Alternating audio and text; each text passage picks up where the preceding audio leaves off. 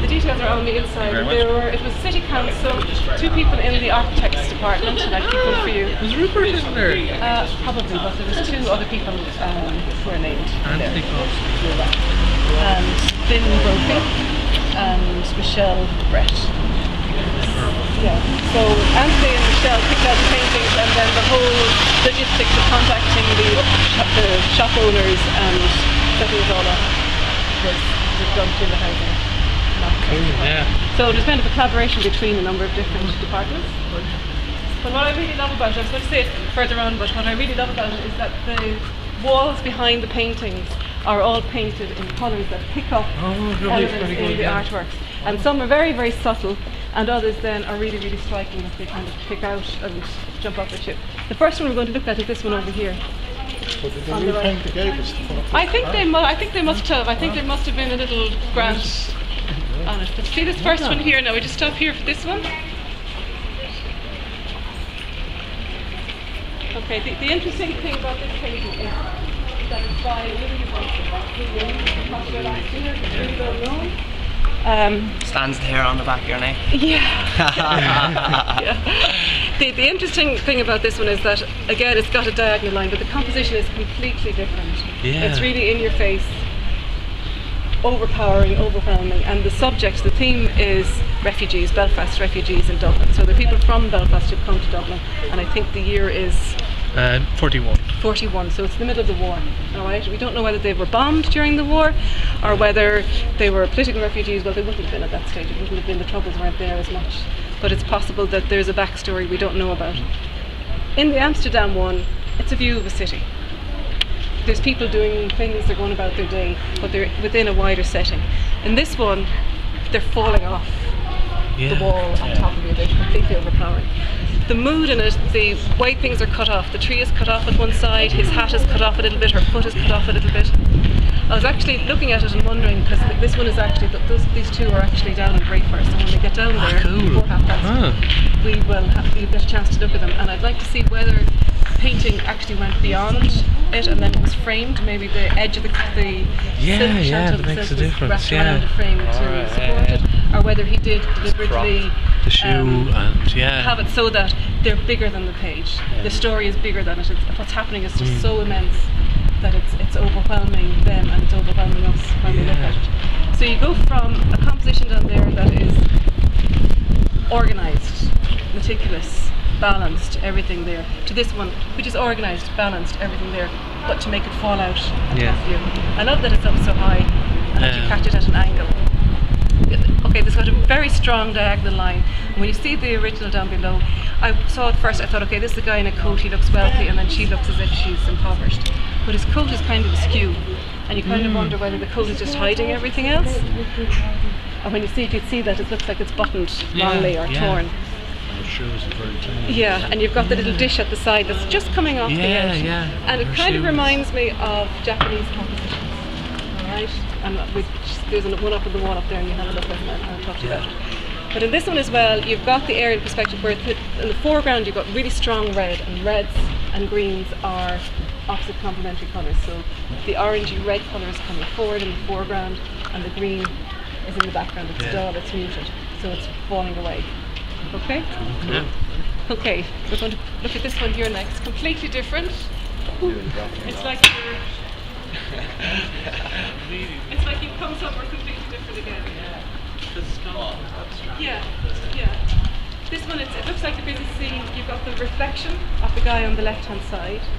You've got the person looking straight at you, towards you. So you've got people looking in different directions, moving your eyes. So if you look at the people, then you're following the direction of their glance and where they're looking, and your eyes go down into the space. You've got a diagonal line. It's not as obvious, but you've got the top right-hand corner and a diagonal line, a little bit wavy, but it's the line of people. The dark dresses, the feet, the shadows, going from the top to the bottom. Alright, so the line of people. But it's not as obvious because it's not one strong black line. And that little line coming over is echoed, like Dara's painting, so you've got to repeat the pattern, with the line of the cloak or the shawl or the coat, the red coat at the bottom. and that creates a triangle. The bottom, like the bottom side of it, just comes into a triangular shape, and that triangle is echoed in the pile of sausages. Sausages. And it's repeated in, I think they're sausages anyway, Yeah. and it's repeated in the shape of the hat.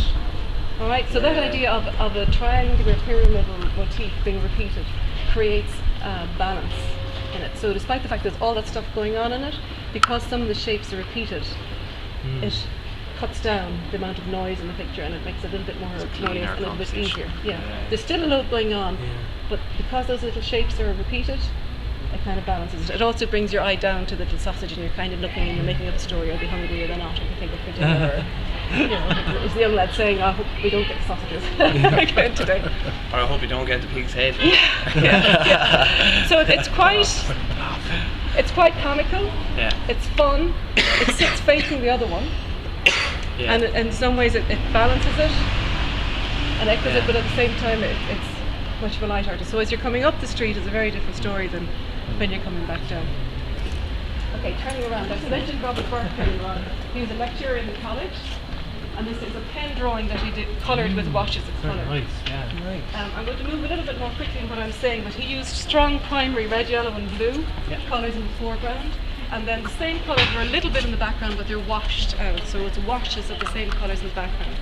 So even though he's got three primary colours, he uses pale washes to harmonise it in the background. He used to do a lot of his paintings, I think, as means of elucidating points in terms of composition. So you can look at it and it's a perfect example of how to balance the strong shadows on the left hand side. If you think of the quay, you've got all the buildings on the left, you've got a big wide river, you've got loads of light coming in over the river, so it's hard to balance it. But what he's done is he's moved the clock tower up high into it, and the rule of thirds again, it's over in that spot. It's a little bit smaller, it's further away, so it gives a sense of depth. And that pointy spire balances the shape of the shadows on the left hand side. All right? And if you think of a diagonal line coming from the top of the buildings on the left hand side, coming down towards the clock tower thingy on the other side, it comes down at an angle and creates diagonal lines coming over there. So you've got movement coming across through it. How big was it, Chris? That was small. Really, yeah, so only How old? that sort of stuff. That's not as old as the other ones. That's 46. 46. Yeah, 46. Oh, no. Or as most intricate too. Okay, going from that washed colour, we've got this absolutely adorable one, which is down in the exhibition as well, I think. Nice. But this one is, you can't see it now because it's flooded with light in the evening light, but the real one, it's really, really strong, pure colours. Circa 1920. All right, so we're talking before Monet's Nymphias. All right, so we're talking post-impressionist, strong colours. Expressionism would be developing. Colours actually more vibrant, Chris. They are much more vibrant. yeah. They're much more vibrant in real life. The posters are going to last 5 years. Right. All right, so they're going to fade with time. Yeah. And the originals are, the colours are different in the originals, and this one in particular has a huge amount of light, and also it has the red background of the shop. I think this is the most natural kind of traditional Yoldi Irish scene. Yeah. But in 1920 it would have been a common sight because people would have gone to their bog and cut turf, and they would have brought it home in the donkey in the woven baskets that they made themselves. So it would have been a natural, normal part of life that sadly is gone now because people have been stopped from drawing turf. People who have the bog aren't allowed to take it very much. Even on your own land. Yeah, they're really strict about it. Yeah. The interesting thing about this is that they're all warm colours. That's something I haven't really spoken about before. We've talked about contrasting colours and complementary colours. But these are all on the warm side of the colour wheel. So you've got yellow, orange, red, purple. So the deep shadows are purple down at the bottom of it. And you've got purple flowers, purple candy tufts. The sky is a west of Ireland, middle of Ireland, big open sky with hazy. There's no blue in it. It's just there's no cold colour. The sky is cream rather than being blue, and that's reflected in the pond down at the bottom. And in fact, the pond down